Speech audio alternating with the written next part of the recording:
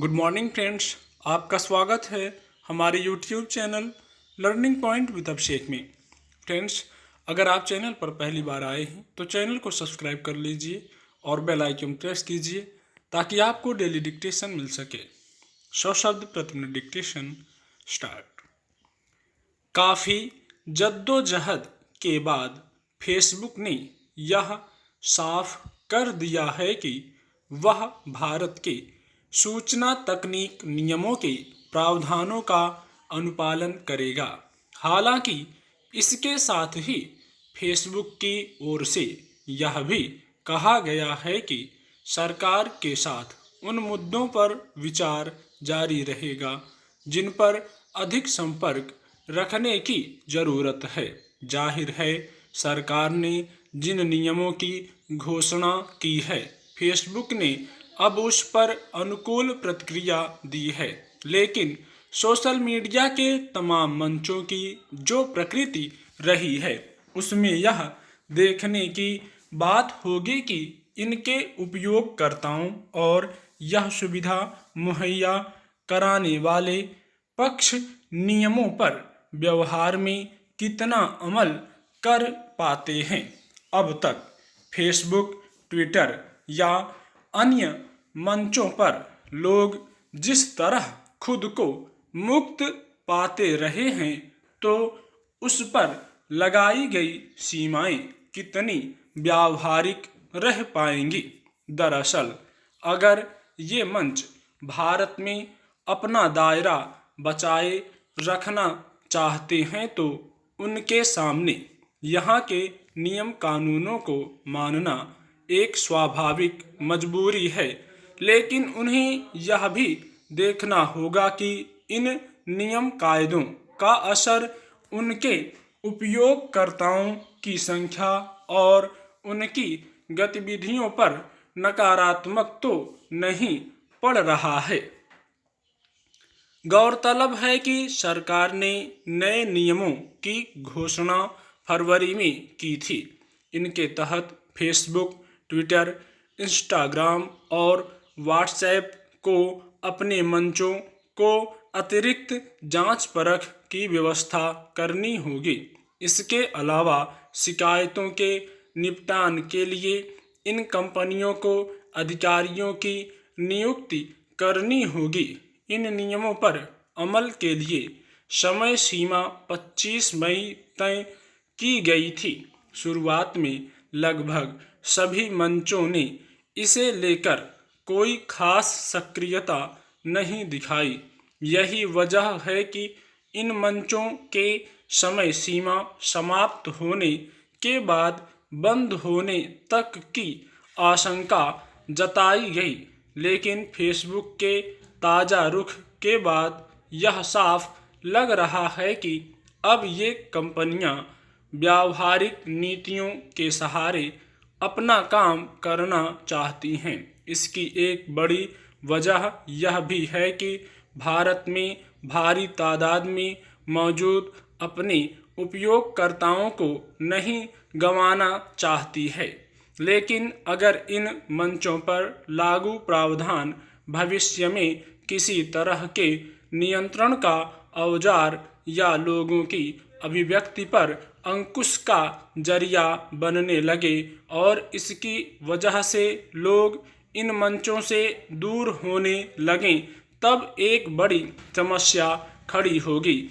ऐसी स्थिति में निश्चित रूप से इनके लिए फिलहाल एक बीच का रास्ता चुनना बेहतर विकल्प होगा। सही है कि अगर सोशल मीडिया के मंचों पर की गई अभिव्यक्तियां देश की संप्रभुता या किसी व्यक्ति की गरिमा को नुकसान पहुंचाती हैं, अश्लीलता से जुड़े नियमों के खिलाफ हैं, तो उसे नियंत्रित करने की जरूरत है। इसीलिए सरकार ने नए लागू प्रावधानों में यह व्यवस्था भी की है कि अगर किसी सामग्री पर सरकार की ओर से चिंता जताई जाती है तो सोशल मीडिया कंपनियों को उसे 36 घंटे के भीतर हटाना होगा। सवाल है कि यह कैसे तय होगा कि सरकार की ओर से जताई जाने वाली सभी आपत्तियां किसी रूप में लोकतंत्र और लोगों की अभिव्यक्ति के अधिकार को चोट नहीं पहुंचाएंगी। इन आपत्तियों की परिभाषा कौन तय करेगा और उसमें संबंधित पक्षों को अपनी बात रखने की कितनी गुंजाइश होगी। यूं फेसबुक की ओर से इस बात की प्रतिबद्धता जताई गई है कि लोग उसके मंच के जरिए मुक्त और सुरक्षित तरीके से अपने विचार व्यक्त कर सकेंगे, मगर आने वाले दिन यह बताएंगे कि नए प्रावधानों के लागू होने के बाद आपत्तिजनक सामग्रियों पर सरकारी निगरानी के समांतर लोगों के लोकतांत्रिक अधिकार और अभिव्यक्ति की आज़ादी के बीच फेसबुक, ट्विटर या दूसरे सोशल मीडिया के मंच कैसे संतुलन बना पाते हैं। अचानक यह खबर आना राहत की बात है कि तीसरी लहर बच्चों के लिए खतरनाक नहीं होगी। दरअसल जब से इस बारे में चेतावनियां आने लगीं, तब से ही राज्यों से लेकर अभिभावकों तक की नींद उड़ी हुई है। ऐसा होना लाजिमी भी है। बच्चों के साथ स्थितियां गंभीर रूप धारण करते देर भी नहीं लगती। दूसरी लहर का कहर तो हम भुगत ही रहे हैं। किसी ने कल्पना भी नहीं की होगी कि हालात इतने बदतर हो जाएंगे। ऐसे में बच्चों की सुरक्षा का मामला और गंभीर हो जाता है। पर अब नए तथ्य सामने आए हैं। केंद्रीय स्वास्थ्य मंत्रालय ने इस आशंका को बेबुनियाद बताया है कि तीसरी लहर बच्चों के लिए ज़्यादा घातक होगी।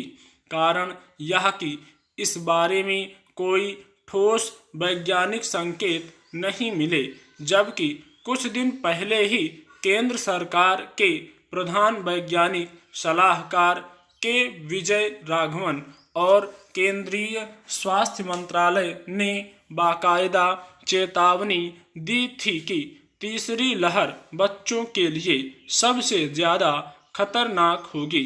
यहाँ तक कहा गया था कि इसमें करीब 50% मरीज बच्चे हो सकते हैं। ऐसी ही चेतावनियाँ देश विदेश के महामारी विशेषज्ञ भी देते रहे। इन चेतावनियों के साथ ही स्वास्थ्य मंत्रालय ने राज्यों को सतर्क करते हुए एहतियाती कदम उठाने को भी कहा था।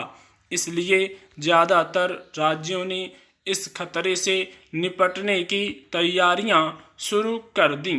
कुछ राज्यों ने बाल कोविड केंद्र और विशेष कार्यबल आदि का बना लिए हैं। महामारी के पूरे परिदृश्य को देखें तो विषाणु के नए नए रूप ज़्यादा जानलेवा साबित हो रहे हैं। कुल मिलाकर ऐसी जटिल स्थिति बन गई कि किसी को कुछ नहीं सूझ रहा। वैज्ञानिक और चिकित्सक खुद हैरान हैं। कभी लग रहा है कि तीसरी लहर बच्चों के लिए घातक होगी, कभी लग रहा है नहीं होगी। हालांकि ऐसा खतरा नहीं मानने का आधार पहली और दूसरी लहर के आंकड़े ही हैं।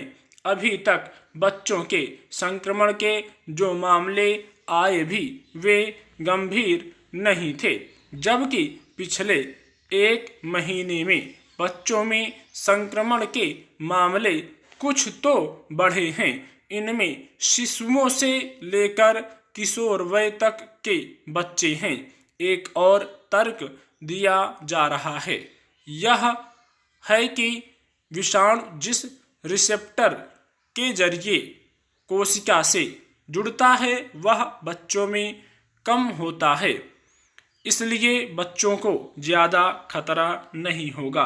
वैसे यह विस्तृत अध्ययन और शोध के विषय हैं। इनमें लंबा वक्त लगता है। जब तक देश के हर जिले, तहसील और गांव तक से पूरे और सही आंकड़े नहीं मिलते तब तक कोई विश्वसनीय निष्कर्ष निकाल पाना संभव नहीं है।